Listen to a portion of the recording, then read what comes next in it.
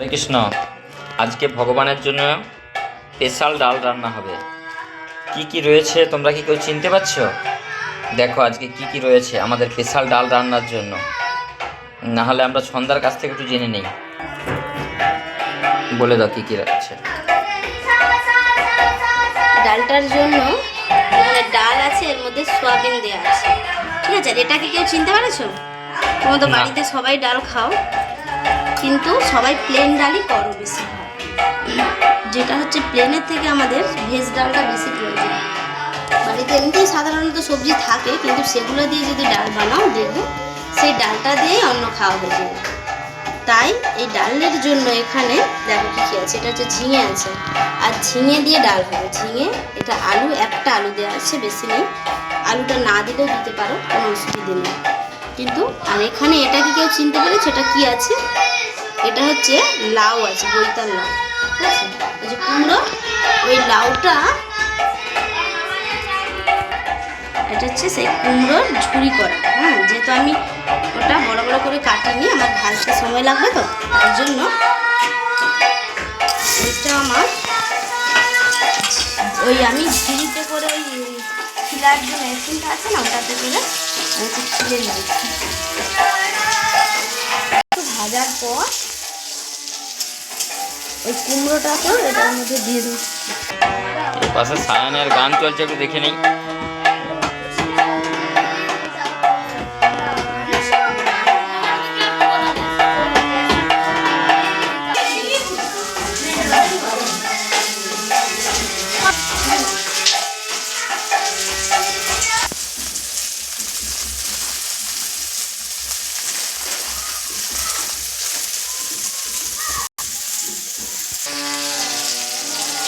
এবারে আমার ওই ঝিঙেটা ভাজা হয়ে গেছে। হওয়ার পর এটাতে কাঁচা লঙ্কা দেওয়া আছে, আর ওই একটু পাঁচফোড়ন আর সেরকম কিছু দেওয়া নেই। এটা ভাজা হয়ে গেলে এই লাউটা দিতে হবে, বৈতালটা, এইটা দিয়ে আর হচ্ছে ডালটা বিশেষ করে এই ঝিঙে আর এই কুমড়োটা দিয়েই ডালটা দিতে হবে।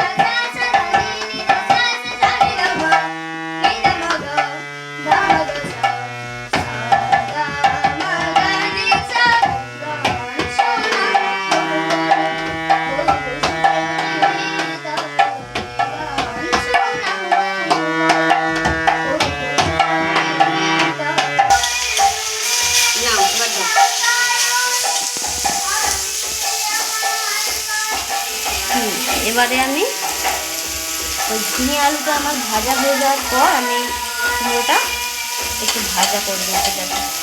আর এই ঝিঙেটার মধ্যে লবণ দেওয়া যাবে না। যদি লবণটা দেওয়া হয় তাহলে কিন্তু জল বেরিয়ে যাবে, ভালো ভাজতে পারবে না, ঠিক আছে। একটু ভাজাটা হলে তবে ঝিঙেটা ভালো লাগবে, আর না হলে ওই কাঁচা কাঁচা রয়ে যাবে। লবণটা পরে দেওয়া হয়।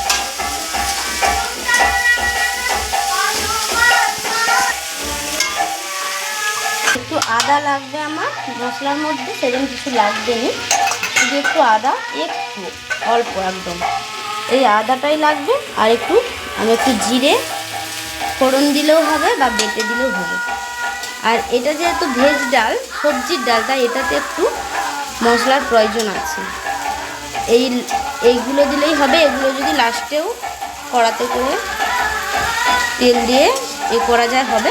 এটা আমি একসঙ্গেই করে নিচ্ছি, কারণ আমার হাতে এত সময় নেই, তাই এটা দিয়ে এর মধ্যে আমি আদাটা দিয়ে দিলাম। আমি একসঙ্গেই করে নিই, প্রায় সেরকমভাবে করতে হবে। তাহলে কোনো সমস্যাই হবে না, কিন্তু তরকারি কোনো খারাপ লাগবে না, ভালোই লাগবে, খেতে কোনো অসুবিধা হবে না।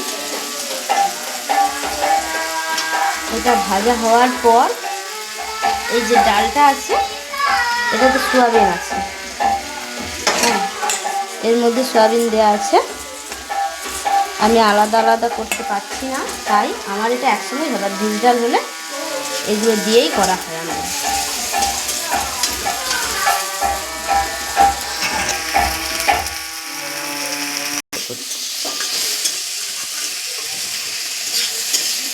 এবার এই মশলাগুলো একসঙ্গে নেড়ে দিয়ে, আর এই কুমড়োটা তো বেশি ভাজতে হবেই না, এই সামান্য 1 মিনিটে করলেই হবে, কারণ ওটা তো আমার শিলা ঝুরানো আছে, তাই দিয়ে এবার ডালটা এর মধ্যে দিয়ে দিলাম। এবারে হয়ে গেছে। আর এটার মধ্যে এই যে জিরে বাটাটা আছে, এটা যদি ফোড়ন দেওয়া হয় জিরে, তাহলে আর এই বাটাটার কোনো প্রয়োজন নেই, কিন্তু আমি এই লাস্টে একটু জিরে বাটাটা দিই এর মধ্যে, যাতে এই জিরের গন্ধটা থাকে, ভালো লাগে খেতে।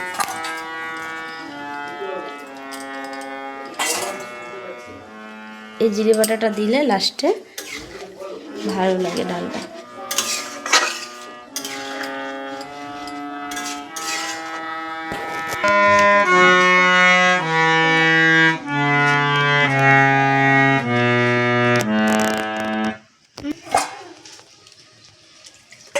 রেডি আমার হয়ে গেছে। কিন্তু আমরা তো সবাই প্লেন ডাল করে বেশিরভাগটাই খাও, হয়তো ভেজ ডাল কেউ করো বাড়িতে, কিন্তু এইভাবে করবে একটা আলাদা রকম লাগে এই ডালটা খেতে। এই ডালটা বাড়ির যে কোনো জিনিস থাকলে, সবজি টুকটাক থাকলে সেগুলো দিয়েই বানানো যায়, যে বিশেষ কিছু প্রয়োজন সেটাও না, মশলা টশলাও খুব বেশি লাগে না।